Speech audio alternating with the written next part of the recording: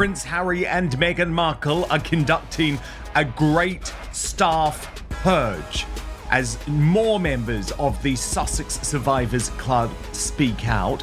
This is as a financial crisis team as they focus on saving cash, Page Six is told.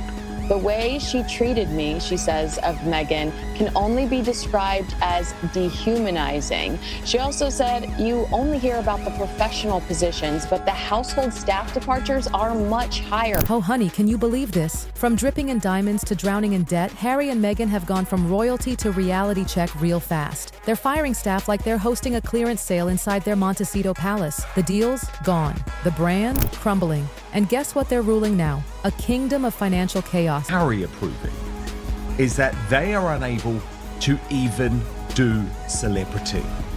Remember the golden days? Prince Harry and Meghan Markle were the it couple. Royal lineage meets Hollywood glam. Every move they made was pure gold. Spotify tossed $20 million at them. Netflix? Even more. They had a massive book deal. And for a hot second, it looked like leaving the royals was the smartest move ever. The beginning of a media empire, not the end. But oh, how fast the mighty fall. Even their own hand-picked reps couldn't hold it together. Flash forward to now, and it's a total mess. That $14.7 million Montecito mansion? It's basically a luxury sinkhole, a cash-hungry one. Behind those polished photos and perfect hedges, people are fleeing. The staff exodus is no joke. It's chaos in paradise. Sussex's Netflix deal reported to be worth up to $100 million, though sources say it's actually closer to 20. Sources are whispering, and loud, that Harry and Meghan are letting go of everyone. Assistants, PR experts, even Meghan's loyal Archwell crew. One former staffer straight up joked, it's like musical chairs, but no one wins. Brutal. Their dreams of being rich, famous, and forever relevant are smashing headfirst into reality. Being royal adjacent doesn't come with a warranty, babe, and when the headlines turn sour, so does the money. They're not just out of the royal firm, they're out of funds. Up this year. The source, it's the same old story. We're calling it what it is, the Great Sussex Purge. Behind those Montecito gates, it's not just the ocean breeze stirring, but it's a full-blown storm. Staff are disappearing faster than socks in the laundry. Since Megxit, over 40 people have left. And no, not everyone got goodbye cupcakes or even a thank you. Out. Paper. Milk lasts longer than their employees. As Page Six revealed, they splashed out $14.65 million on their home after moving to the US. And the fallout? It's messy. High-level PR managers, operations chiefs, and even Meghan's closest aides are gone. Kyle Booya and Charlie Gibson, outside. These weren't just nobodies. They were handling their entire US and European media image. This isn't staff turnover. This is scorched earth. A property tax of $288,000. They also fit the bill for their staff and communications alongside their personal office, the Archwell Foundation, production. Why is this happening? Say it with me. Money, or more accurately, the lack of it. Page Six says they're slashing costs left and right. Production budgets are being gutted. Netflix contracts shrinking. Archwell, it's practically a ghost office now. Harry and Markle have now lost hard-working Kyle Booya, their Los Angeles-based deputy press secretary, and Charlie Gibson, who had been serving as the couple's European communications director. One insider didn't hold back and said the shadiest thing ever, milk lasts longer than their employees. Yikes, that's a deep cut. But when your brand deals vanish and you're still trying to live that red carpet fantasy, reality slaps. Hard. Meghan and Harry are stepping off the red carpet and into the discount bin. And a source that is a proud member of the Sussex Survivors Club who told me she's still experiencing issues. And let's talk about Hollywood. Once the whispers start, layoffs, diva behavior, mismanagement, guess what else disappears? The power lunches. This isn't some calculated rebranding moment. It's a meltdown. A glamorous, well-lit meltdown. Well, because during a certain period, it felt like every week there was something new. Someone new who left. So these numbers we've been reporting for years aren't accurate at all. But you know what Harry and Meghan don't do? Downsizing. While the world tightens belts, they're still living like the royal checks are rolling in. But let's be real, they're drowning. Bills on bills on bills. Wow, I would love to know what the whole turnover rate is when you count the staff who aren't in senior positions. That Montecito mansion? Yeah, the $14.7 million one, they only dropped $5 million up front. The rest, a fat $9.5 million mortgage they get to snuggle up with every night. And don't forget the nearly $300,000 yearly in property taxes. That's just the tip. Chefs, bodyguards, nannies, PR. It's a never-ending list. Except now, there's barely anyone left on payroll. What did she do to dehumanize her? And oh, let's not forget their little chicken coop and personal cinema, because nothing screams "we're just like you" like home-laid eggs and a private movie theater. They're living the Kardashian life while selling the underdog story. The math is not mathing. No Spotify. Netflix's cold shoulder. Book sales drying up. The whole financial picture, bleak. She'd do to dehumanize her? Well, I mean, one of the things that she pointed out was that Meghan was incredibly ugly when Harry wasn't around. They're stuck, trapped in a lifestyle they can't afford anymore. Unless Harry starts delivering Uber Eats, that mansion will soon be filled with nothing but echoes and ghosts of ex-staffers. Welcome to the Real Housewives of Montecito, Foreclosure Edition. That Meghan was like a fairy, like so happy and just full of joy and sweetness. It was all sunshine and stardust, until everything just collapsed. Meghan and Harry were supposed to be the power couple. Royal blood mixed with rebellion and a splash of Hollywood sparkle. But now, their brand is crumbling like a tiara dropped from a third-story balcony. Spotify dumped them.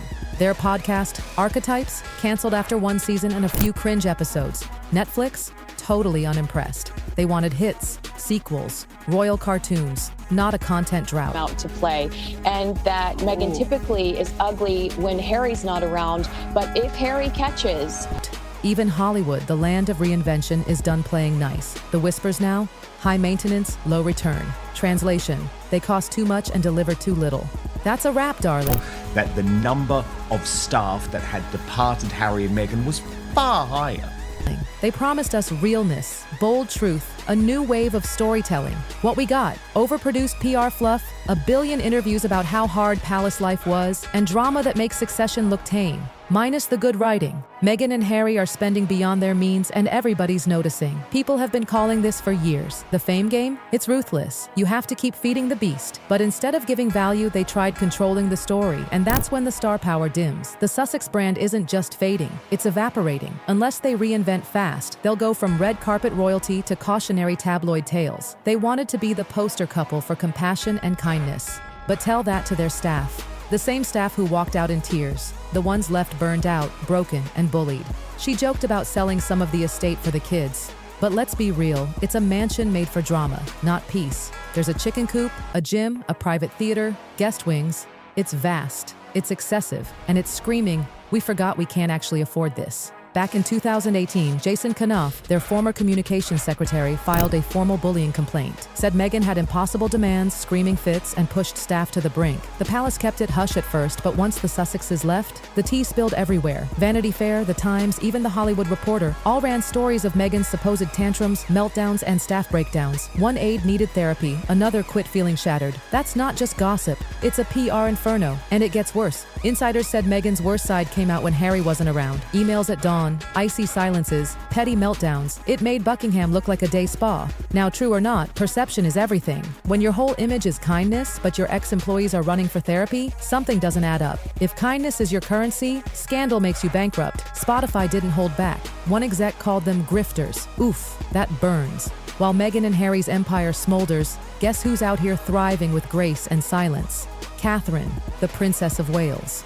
Despite fighting cancer, Catherine stays poised, dignified, and respected. No chaos, no scandals, just quiet strength. Meghan's caught in a storm of lawsuits and tantrums, while Catherine's giving a masterclass in royalty. It's like The Crown versus Real Housewives, Windsor Edition. Catherine doesn't chase headlines, they chase her. Meanwhile, Meghan and Harry run after the spotlight only to complain when it blinds them. It's exhausting. Let's talk numbers, not just top execs. Even cleaners, bodyguards, nannies, everyone's leaving. Some say the same nanny stayed, others swear she rotated them like handbags. Royal biographer Angela Levin wasn't subtle. Said Meghan always wants more control, more money, more spotlight, and Harry, just her property. It's textbook celebrity downfall. Two ambitious stars riding a fame wave, forgetting the crash always comes. Oh, and let's not forget the irony. They wanted privacy, peace, simplicity, but they built the circus they now can't escape. Will they divorce? No one knows, but the cracks are widening and their fairy tales getting buried under bad press and unpaid bills. Is this the end of H&M, or are we still waiting for one final jaw-dropping twist? worst. Their bullying scandal, the palace's silence, the lawyer's vague statements. The mystery only makes it worse. So what are we really watching here?